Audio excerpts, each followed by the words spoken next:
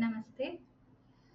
ब्रह्मानन्दं परमसुखदं केवलं ज्ञानमूर्तिं द्वन्द्वातीतं गगनसदृशं तत्त्वमस्यादिलक्ष्यम् एकं नित्यं विमलमचलं सर्वधि साक्षिभूतं भावातीतं त्रिगुणरहितं सद्गुरुं तं Namami.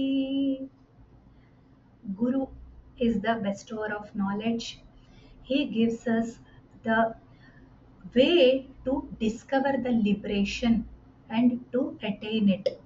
He takes care of our physical world, birth and death matters, where we will not fall into the shackles of the Janana Marana Bandha.